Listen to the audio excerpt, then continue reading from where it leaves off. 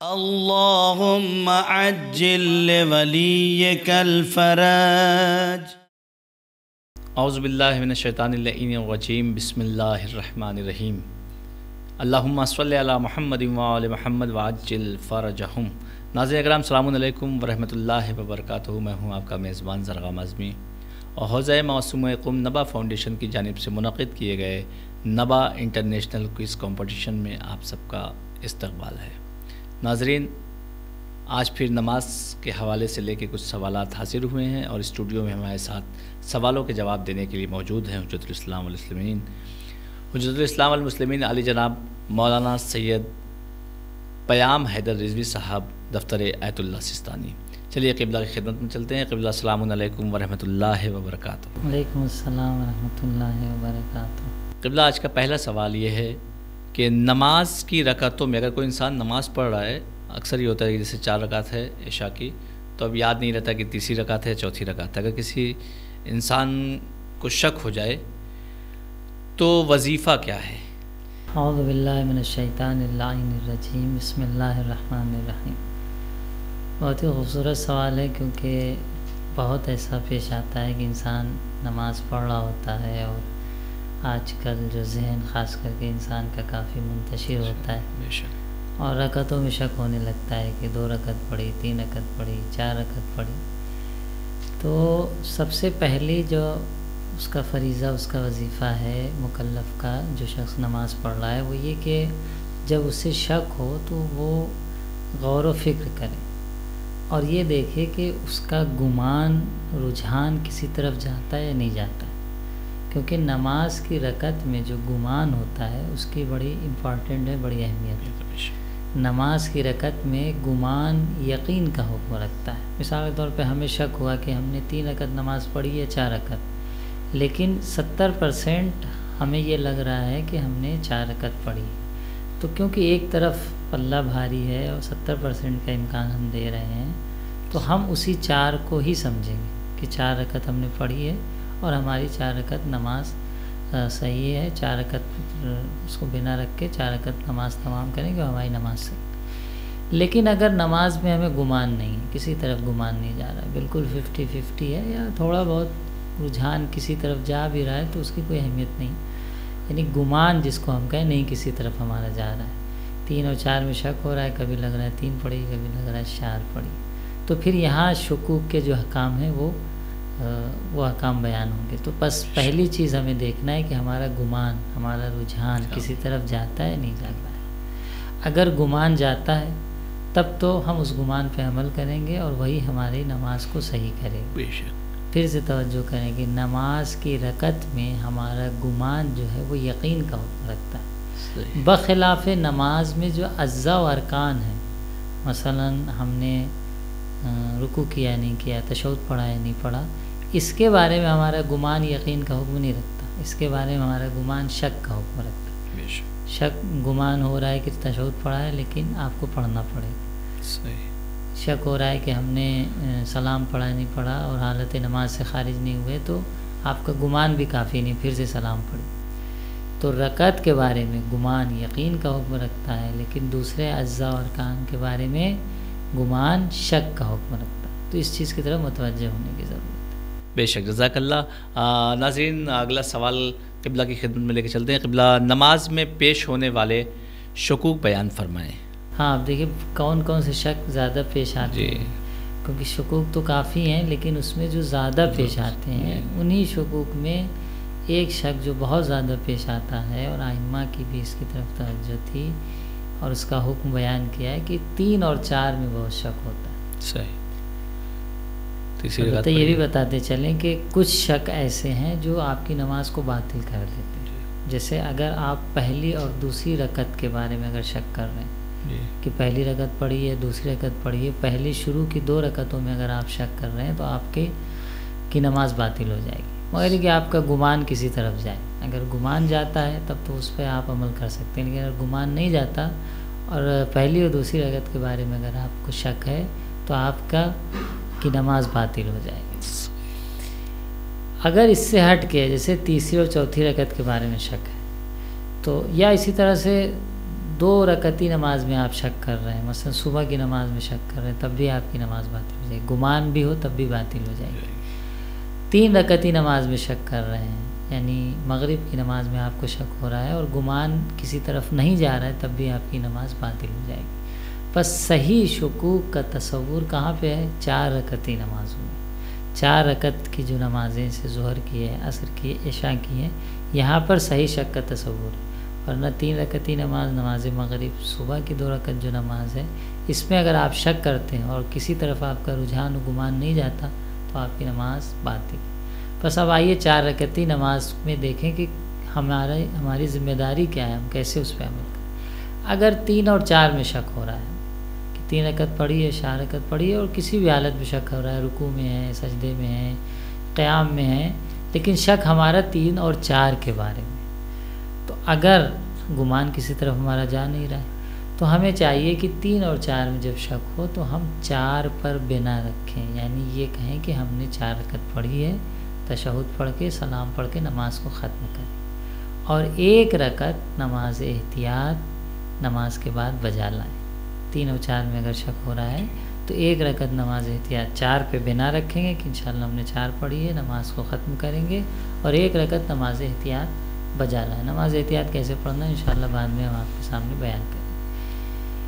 اسی طریقے سے اگر آپ کو 2 اور 3 میں شک ہو رہا ہے کہ 2 رکعت پڑھی ہے، 3 رکعت پڑھی ہے، 3 اور 4 کے شک میں کوئی کنڈیشن نہیں تھی، کب شک ہو رہا ہے، رکوع میں، قیام میں، سجدے میں، جس حالت میں ہو حکم وہی، لیکن 2 اور 3 میں جب آپ کو شک ہو رہا ہے تو اس کی کنڈیشن ہے کہ دوسرے سجدے کے بعد جانے کے بعد، دوسرے سجدے میں جانے کے بعد شک اگر ہے تب تو آپ اپنے شک کے احکام پہ عمل کر سکتے ہیں۔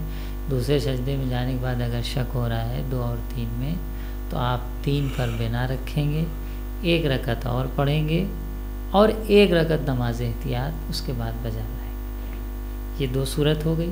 بس پہلی صورت 3 اور 4 میں شک، دوسری صورت جو پیش آتی رہتی ہے 2 اور 3 میں شک، اور تیسری صورت یہ کہ 2 اور 4 میں شک، یہ کم پیش آتا ہے۔ سب سے زیادہ پیش آنے والا شک 3 اور 4 میں، جو ہم نے پہلے بتایا۔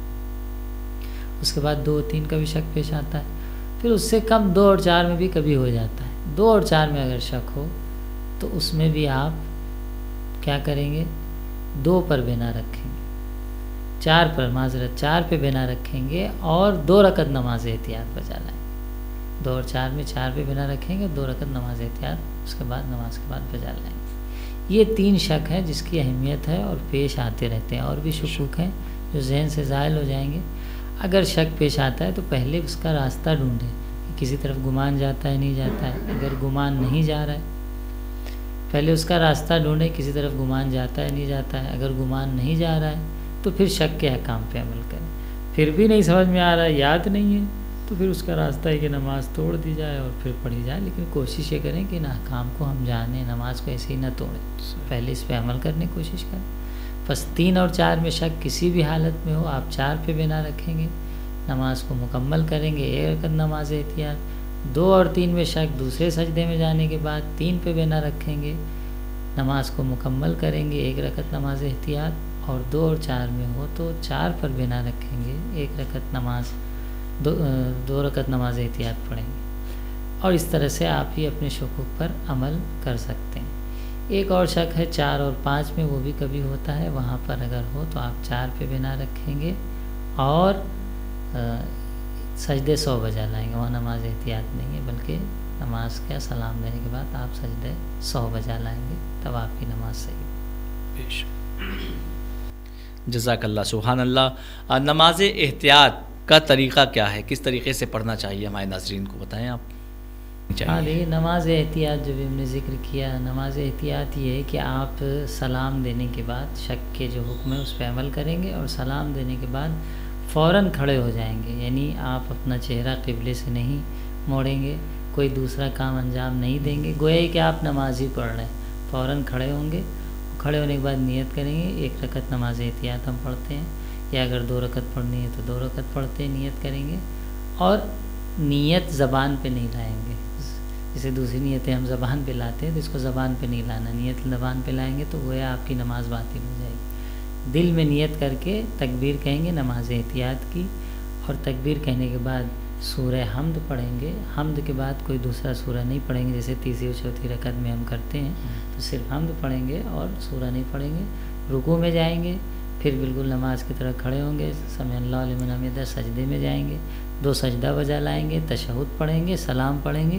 یہ آپ کی 1 رکعت نماز احتیاط ہو گئی. گویا اگر 1 رکعت آپ کی نماز میں کم تھی تو یہ 1 رکعت اس کو مکمل کر دیجیے.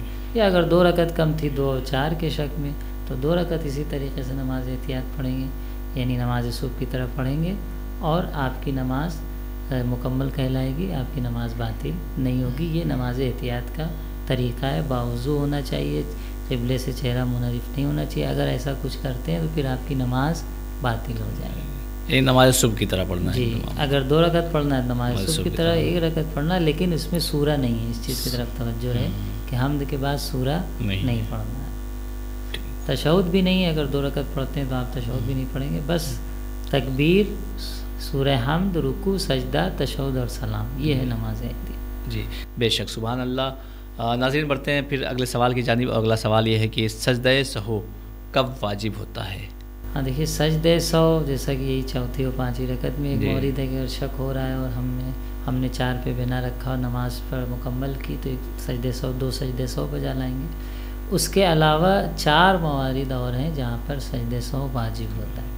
اس میں سے کیا ہے, اگر ہم نے نماز میں بے جا سلام دے دیا, مثلا ہمیں ایسا لگا کہ ہم چوتھی رکعت میں اور ہم نے دوسری رکعت میں ہی سلام پڑھنا شروع کر دیا, السلام علیکم رحمۃ اللہ وبرکاتہ, السلام علیکم نبی, ہم نے سلام دینا شروع کر دیا, تو ہماری اوپر سجدہ سہو واجب ہو جائے گا. بھولے سے اگر ایسا کیا تو بے جا سلام کر دیا, یا بھولے سے کوئی بات ہم نے کلام کر دیا, کوئی بچہ گر رہا تھا, ایک بیک آواز نکل گئی بھولے سے. اگر جان بوجھ کے ایسا کرتے نماز باطل ہو جائے گی, لیکن اگر بھولے میں ایسا ہم نے کیا ہے تو اس پہ بھی ہمیں 2 سجدہ سہو بجا لانا.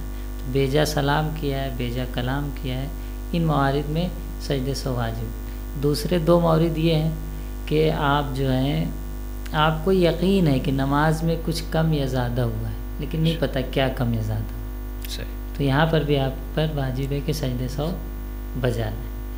تشہد اگر آپ بھول گئے ہیں نماز میں, تشہد پڑھنا ہی بھول گئے, کھڑے ہو گئے, تیسری رکعت میں یاد ہے ہم نے دوسری رکعت میں تشہد پڑھا ہی نہیں, تو اس پر بھی سجدہ سہو بجا لانا واجب ہے.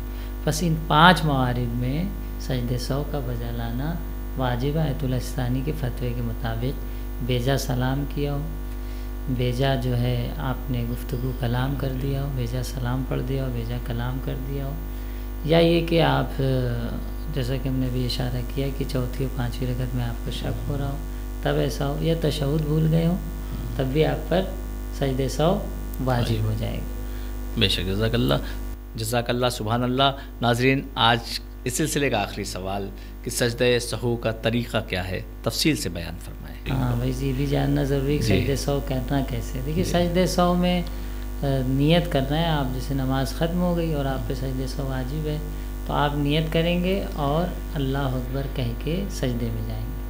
ایک سجدہ ہو گیا, اب سجدے میں ذکر بھی ہے, بسم اللہ باللہ, السلام علیکم ایھا النبی ورحمۃ اللہ وبرکاتہ, لیکن ضروری نہیں کہ یہ ذکر پڑھیں, آپ کوئی بھی ذکر پڑھ سکتے ہیں, سبحان اللہ الحمدللہ پڑھ سکتے ہیں. ایک سجدہ ہوا, پھر سجدے سے کھڑے بیٹھیں گے جیسے آپ نماز میں کرتے ہیں, اور دوبارہ سجدے میں جائیں گے, اور دوبارہ بھی وہی ذکر پڑھ کے پھر بیٹھیں گے, تشہد پڑھیں گے, اور آخری سلام پڑھیں گے, السلام علیکم ورحمۃ اللہ وبرکاتہ. یہ 2 سجدہ ملا کے ایک سجدہ سہو کہلاتا ہے.